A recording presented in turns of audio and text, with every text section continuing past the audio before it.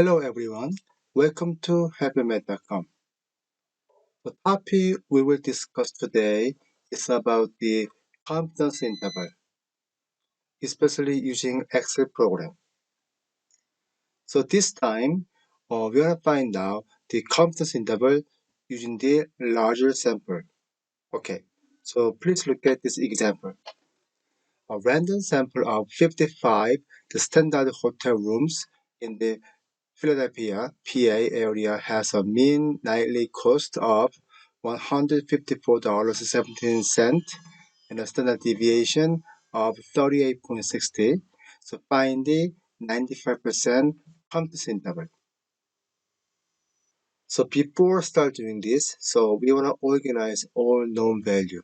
So sample mean and then population, the standard deviation, and sample size, and confidence level, beta, and also find out the alpha value. Okay, X bar, we know $154.17, and the standard deviation, so 38.60, and the random sample 55, and confidence level beta is 0.95. Then alpha means the counterpart of beta, which means 0.05. Because the sum must be equal to 1, so confidence level is 0.95. The alpha always become 0.05. If this is the 0.90, then alpha is 0.1. This is a 0.99, then alpha become 0.01. Okay? Okay. So, determine the confidence interval, you need to determine marginal error. Okay, so please type equal sign and type confidence. So CONFI. Then you see mainly four different options. The first one represents normal distribution. So confidence with normal distribution. And second one, confidence with the t distribution. So this time we are doing larger sample, which means confidence with normal distribution. So click this one. Then it will ask you alpha. So click that and comma.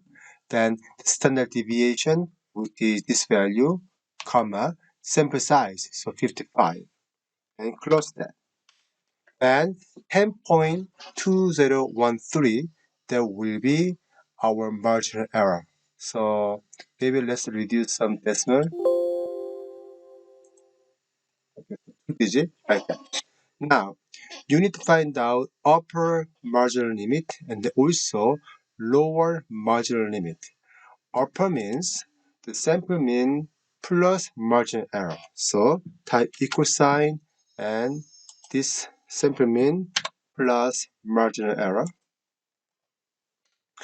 And lower margin error equal to the sample mean minus marginal error. Okay. Therefore, we can conclude that through this information, we can construct 95 confidence interval is a mu is between 164.37 and the 143.97 here. Okay, so if we indicate that, so the confidence interval is 143.97, comma, and the 164.37. That's it.